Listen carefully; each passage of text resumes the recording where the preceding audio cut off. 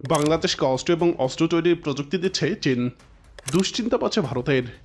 বাংলাদেশকে বিভিন্ন ধরনের সামরিক প্রযুক্তি হস্তান্তর করছে চীন। এর মাধ্যমে দেশীয় প্রতিরক্ষা শিল্প ঘাঁটি বা ডিফেন্স ইন্ডাস্ট্রিয়াল বেস গড়ে তোলার প্রচেষ্টা নিয়েছে বাংলাদেশ। সম্প্রতি প্রকাশিত national image of China in Bangladesh শীর্ষক এক গবেষণাপত্রে এই তথ্য জানানো হয়।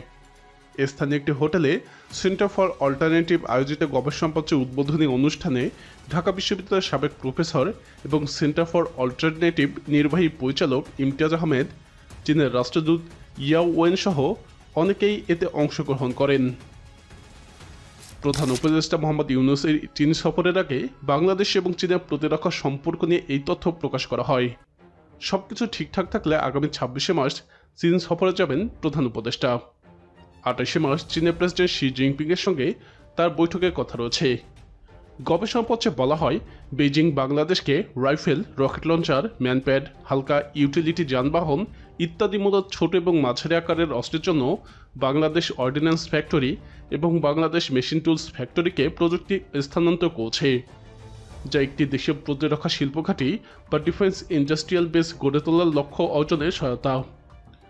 2012 সালে চীনের সহায়তা বাংলাদেশ নৌবাহিনী খুলনা শিপইয়ার্ডে নির্মিত প্রথম দেশীয়ভাবে উৎপাদিত পেট্রোল জাহাজও নৌবহরে অন্তর্ভুক্ত করে।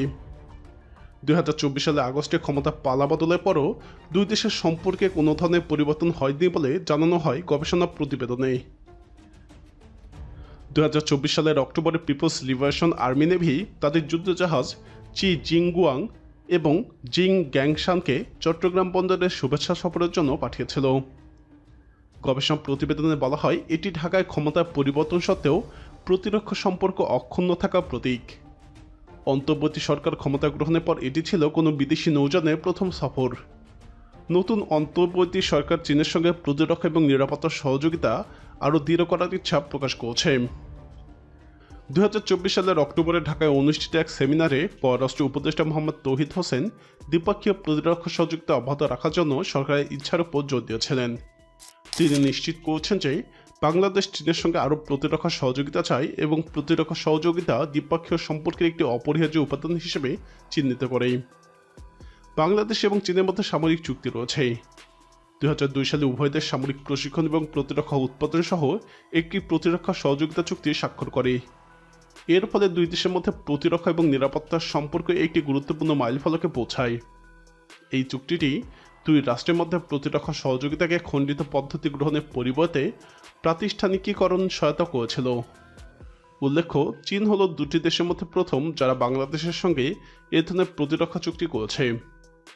2014 সালে উভয় দেশ সামরিক সহযোগিতার বিষয়ে 4টি চুক্তি স্বাক্ষর করে। এর মধ্যে একটি চুক্তি ছিল যেখানে পিপলস লিবারেশন আর্মি বা পিএলএ বাংলাদেশের সশস্ত্র বাহিনীকে বা এএফবিকে বিনামূল্যে প্রশিক্ষণ এবং সরবরাহ সহ সামরিক সহায়তা প্রদান করবে। আরেকটি চুক্তিকে বলা হয়েছিল পিপলস লিবারেশন আর্মি অব চীন বাংলাদেশকে বাংলাদেশ ইউনিভার্সিটি অব প্রফেশনালসে একটি ভাষা ল্যাব স্থাপনের সহায়তা করবে। বাংলাদেশ এবং চীন জাতিসংঘের শান্তি রক্ষা অভিযান বা ইউএনপিকেওএসে সহযোগিতা করবে। 2024 সালে মে মাসে উভয় দেশ একটি ঐতিহাসিক যৌথ সামরিক মহড়ার আয়োজন করে, যা ঘনিষ্ঠ প্রতিরক্ষা সম্পর্ক পুনর্ব্যক্ত করে। চীন থেকে প্রতিরক্ষা সামগ্রী ক্রয় বাড়ছে। বাংলাদেশ এবং চীনের মধ্যে দ্বিপক্ষীয় সহযোগিতার অন্যতম প্রধান ভিত্তি হল প্রতিরক্ষা সহযোগিতা। 1975 সালে আনুষ্ঠানিক সম্পর্ক গড়ে ওঠার পর থেকে এটি দ্বিপক্ষীয় সম্পর্কের অন্যতম গুরুত্বপূর্ণ অগ্রাধিকার। 1975 সালে অভ্যন্তরীণ রাজনৈতিক পরিবর্তনের কারণে সামরিক সরঞ্জাম এবং প্রতিরক্ষা সহায়তার জন্য চীন একটি নির্ভরযোগ্য অংশীদার হয়ে ওঠে।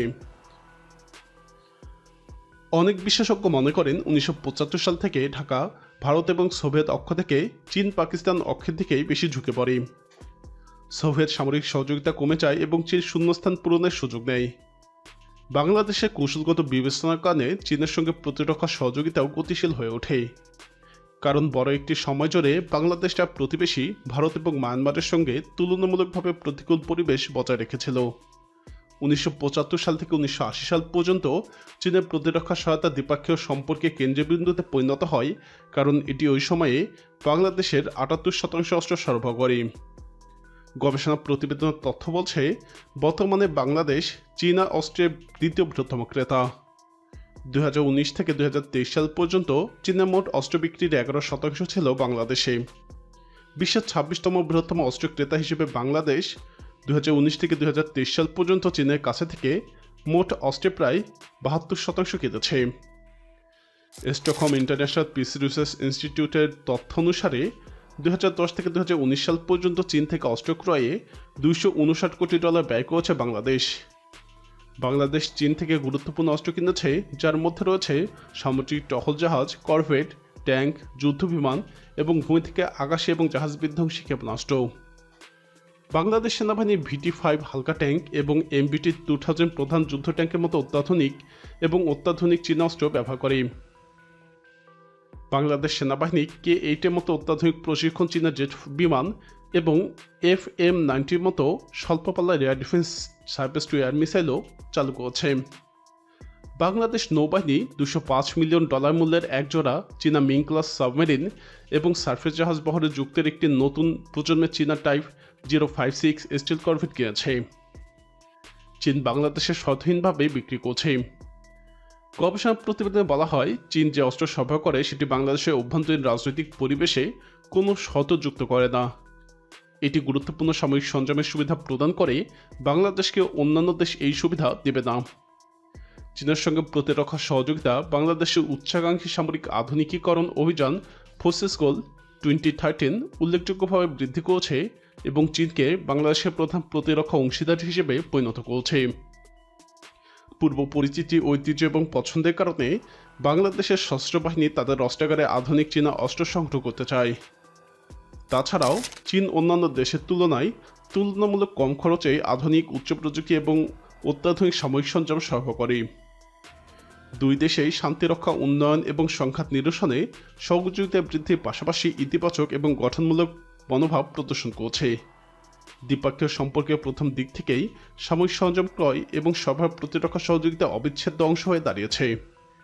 ধীরে ধীরে সময়ের সাথে সাথে দুই দেশের মধ্যে প্রতিরক্ষা সহযোগিতা কেবল অস্ত্র বিক্রির মধ্যে সীমাবদ্ধ থাকেনি, বরং সামগ্রিক হয়ে উঠেছে বলে গবেষণা প্রতিবেদনে উল্লেখ করা হয়েছে। প্রিয় দর্শক, চীন এবং বাংলাদেশের মধ্যকার এই সহযোগিতা বৃদ্ধি ভারতের জন্য কতটা দুশ্চিন্তার হতে পারে? আপনার মতামত কমেন্টে জানান। বাংলাদেশের সমরাস্ত্র এবং সামরিক শক্তি নিয়ে আরও জানতে আমাদের চ্যানেলটি ভিডিও ট্যাব থেকে ঘুরে আসুন। এই ভিডিওটি ভালো লাগলে লাইক বাটনে ক্লিক করুন। ভিডিওটি আপনার বন্ধুদের সাথে শেয়ার করে তাদেরকেও ভিডিওটি দেখার সুযোগ করে দিন।